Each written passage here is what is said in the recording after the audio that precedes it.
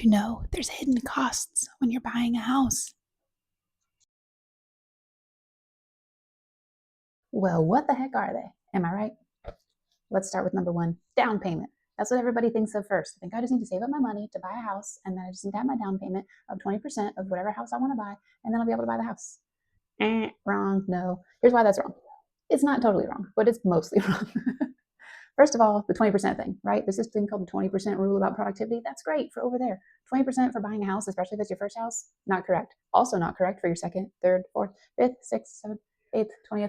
It doesn't matter. It doesn't matter how many houses you have. You don't always have to put 20% down. Depending on what the house is for, right? If it's an investment property, you get one set of deal for loans.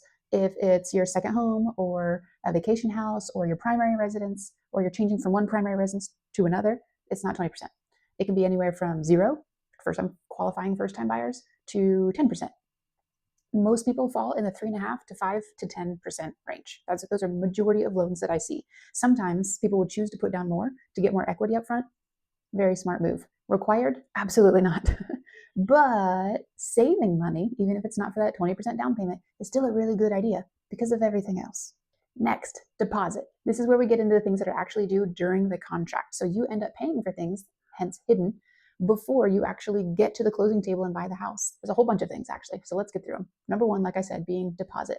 Depending on the price point of the house, obviously a deposit, an appropriate deposit for a $150,000 house instead of a $1.5 million house are two very different deposit amounts, right? The deposit is to show, it's called a good faith deposit or an earnest money deposit, showing that you're serious, you're putting consideration or money down, a financial commitment for this contract to show I got money to work with and I'm serious about doing this. It's money that's on the line in case something were to fall through and it becomes negotiable later.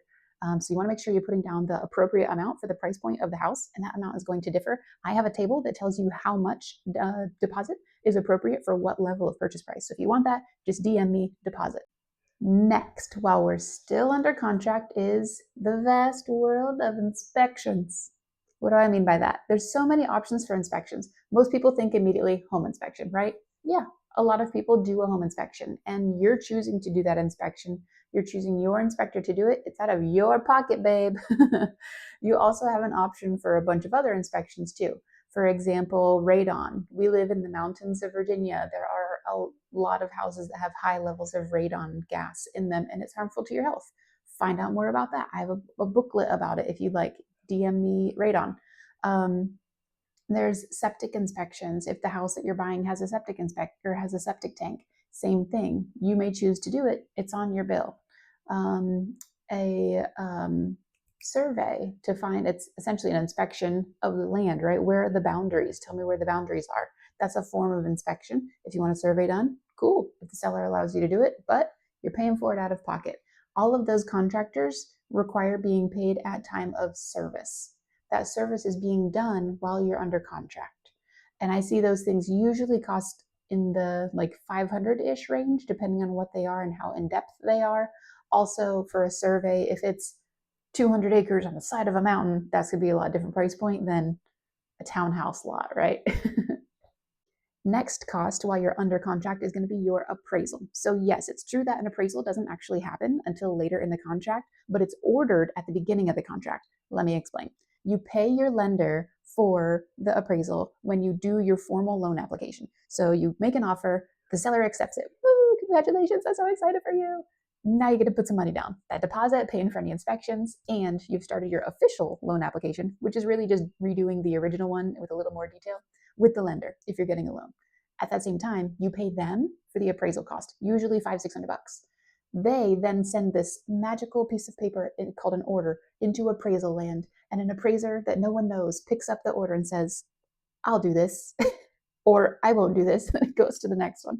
Essentially, appraisals are supposed to be blind ordered so that they are non-biased. They're the ones putting a value to the house. They can't know anything about you, me, the property beforehand, right? That's completely unbiased. The lender can't know them even though they're the ones paying them with your check.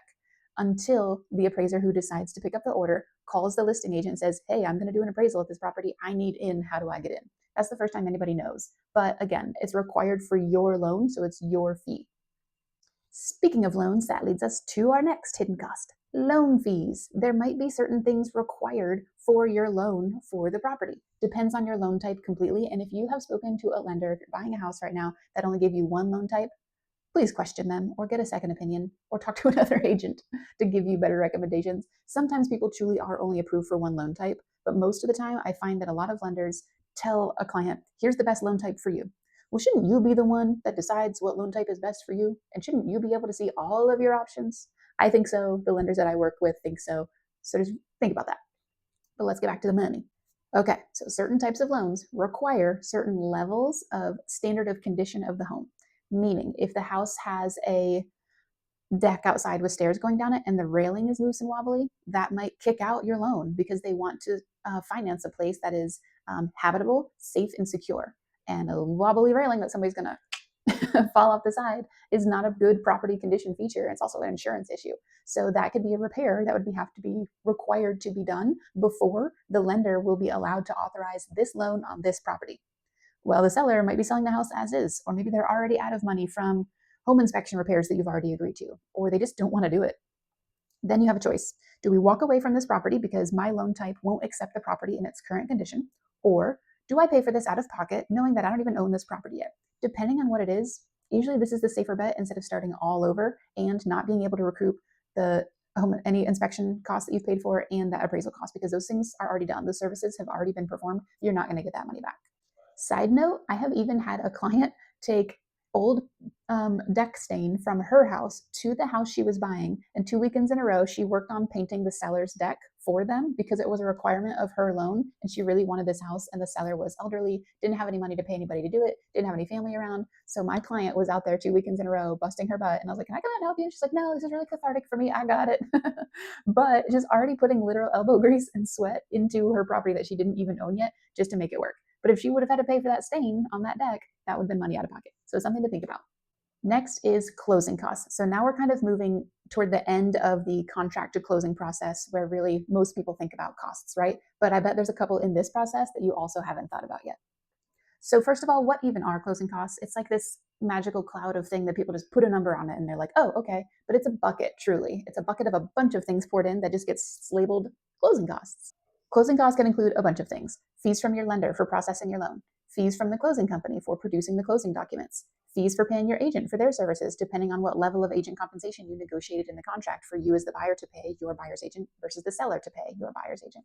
Also, things like prorated real estate taxes, because you own the house sometime during the year, right? Unless you're buying on December 31st or January 1st. You're going to have prorated real estate taxes from the time you buy the house, that's day one, closing day, to the end of the year. Or maybe they go June to December. Well, then it would be prorated, right? Prorated meaning it's calculated for the number of days you actually own it. You're not paying for time that you don't own it. And the same is true for homeowners insurance. You're going to have to pay a premium, but it's not for the whole year necessarily. You're paying for that prorated amount plus a little bit of extra for rates to go up and down. And that's called an escrow account. Just like your deposit we talked about in the beginning, an escrow money deposit, EMD, or deposit of good faith. That's an escrow account. So it's sitting in a savings account waiting to be used in case it's used. Taxes and insurance are the same. If you're going to have your taxes and insurance escrowed, meaning you pay your mortgage and then you pay a little bit extra on top of your mortgage. So this is your monthly payment now. That's your mortgage, your taxes, and your insurance all in one payment. And those extra little tax and insurance payments go into this savings account. That way, if you ever have an increase in taxes, which you're going to have, or an increase in homeowners insurance, which you're going to have, then they can pull it from this bucket instead of being like, here's a new bill, sorry it went up. So it's kind of like a safety net that you pay a little bit over time instead of a lot at once. But at closing, you have to build that bucket. So you're putting in a little bit extra. One of those closing costs we hit on, I think we need to talk about just a little bit more, and that's agent compensation. And the reason I think we should talk about it a little bit more is because there was a change in August of 2024 about how we talk about this and extra disclosures about how we discuss compensation and agree to it. For a long time, people thought it was done one way, and now it switched. Compensation has always, always, always been negotiable. The buyer has always been responsible for their agent's fee. The seller has always been responsible for their agent's fee. But for a long time, in a lot of areas, including the Shenandoah Valley, sellers were finding value in offering some or all buyer agent compensation to encourage buyer agents to bring qualified buyers to their listing, and also to encourage buyers to bring higher offers because they wouldn't have to have that cost at the end, so they could afford a little more in price point. Sellers are not required to pay buyer agent compensation. You as the buyer are required to pay your agent compensation. And it is your agent's job, if you want them to negotiate getting that fee, that is your fee for their services, covered or offset by the seller's agent, if it's even a potential to negotiate. Some sellers absolutely just say, I will not offer any buyer agent compensation. I'm paying my agent and my agent only. Or maybe you're buying a for sale by owner and they are saying that they don't want to pay an agent. By the way, I've sold many for sale by owners where I've also negotiated them paying my commission for my buyers. But that's completely situational dependent. But I thought that was worth touching on because there's a lot of confusion about how that works now. Bottom line is compensation is negotiable. Buyers are ultimately responsible for their agent's fee. Sellers are ultimately responsible for their agent's fee, and everything is negotiable. So that can all change, but that's the bottom line. So whatever amount you agree to with us as your agent up front to say, here's the services we're going to perform and here's the fees for those services, that's what you should budget up front because it's not a guarantee that you're going to get all or any of that covered by the seller. That's our job to negotiate, and we do a pretty good job of it. All right, you've closed. Congratulations. You think you're done spending money. Wrong. There's more to come. And these are really little things that are you just don't think about. They're choices, right? So you want to have utilities set up as of the day you move in, right? So that you have electricity and running water in your new house when you're getting things out of the fridge, getting those cold bottles of water from being tired moving boxes all day. And you want to have lights on in the evening for when you're moving stuff out, in and out. And you want to have water for when you're getting that mop bucket full of hot soapy water to get cleaning before you move your stuff in. So get utilities on a week before closing. Rather, call the utility company a week before closing and say, hi, I'm buying this house, 123 Main Street. I'd like to get utilities on as of next Tuesday. What do I need to do? The fee part of this is sometimes they require deposits, especially if you're from out of state or you've never had utilities on with that company before. If you're moving from one part of the city to another part of the city, and you're using the same utility company, it's just switching the address account, you're probably fine. You probably don't have to pay anything. But some people that haven't had an account with that particular utility company before, they will require a deposit, and it's usually 100 or less. It's to cover, if you don't pay a month, that they want to be able to cover it with that deposit amount. But that's a fee that a lot of people don't think about. So make sure you set those up in advance so you have running water and electricity, and also budget for those fees. And you can call the utility company whenever to find out what those fees are.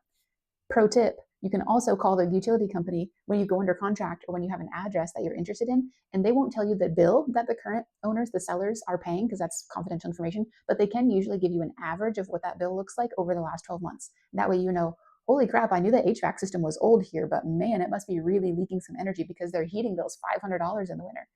That's helpful information to know before you go into a negotiation.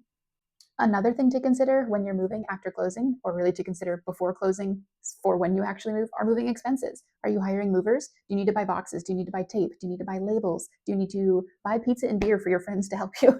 Are you getting a U-Haul, right? All of these things cost money. So even if you're not a planner, it's important just to have a little bit, a couple hundred set aside for these expenses. You're probably also going to be eating out on moving day. So if you're not someone who usually budgets for eating out, knowing where am I getting food, what time do I need to get it, and how much is that going to cost me is a lot easier to coordinate up front than on moving day where you're like, I'm so exhausted from moving boxes. All I want is pizza.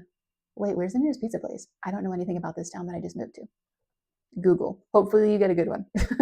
If you're relocating to our area, we've got all recommendations for you. And in one of our service packages is a moving day meal. So if you're shopping with us, that's one of the perks. We're almost done, I swear. One more to think about is ongoing maintenance costs. So when you get a home inspection, or if you're knowledgeable enough just during your showing to look around the house and say, that looks old. That looks like it's going to need replaced soon. That's literally broken right now. What are those things going to cost? And are you going to want to fix them right away when you move in? Or are you going to want to fix them within 3 to 5 months? Is it a 5-year fix? These are things that as a homeowner, you want to budget for. And I also recommend having a $500 to $1,000 savings account that just sits off to the side, or maybe you're somebody who puts it in the freezer or the back of your toilet. You do you, but have some money set aside for that that rainy day fund, they call it, right? Maybe your hot water heater leaks.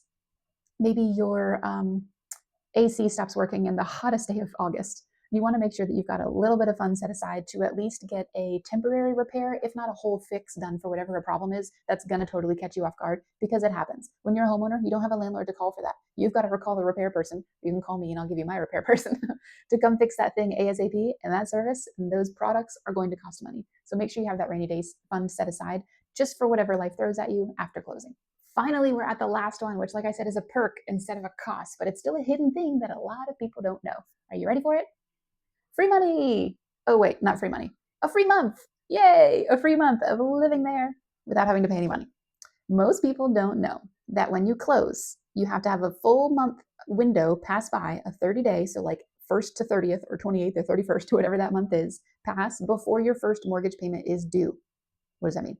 So if you close on September 17th, your first payment won't be due until November 1st. You would think October 1st, right? Because it's far enough away. Nope. You've got to have that window of a full calendar month pass by before your first mortgage is due. So use that to your advantage when you're timing things. A lot of people think, oh, I'm renting right now. I don't want to pay rent and a mortgage at the same time. I can't afford both of those in 1 month. That's okay.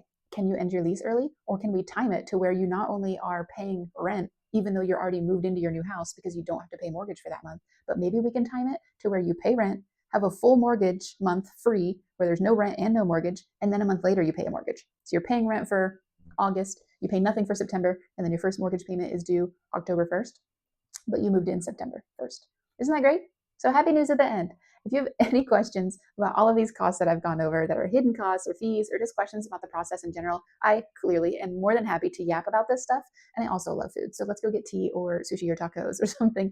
And I'd be more than happy to explain more about this, especially if you have specific questions to your financial situation, if you want to get connected with a lender and need recommendations, or you're just not even sure where to start because all of this has been totally overwhelming. I do this every day in and out. We really love discussing it on our team. We're all about strategy and making sure that the answer we select is the right one for you and makes it a win-win for you and the seller so it is a seamless, smooth, stress-free as possible transaction in what is otherwise, of course, a very stressful thing. It's a lot of money, a big life decision, and a lot of coordinating. We're here for you.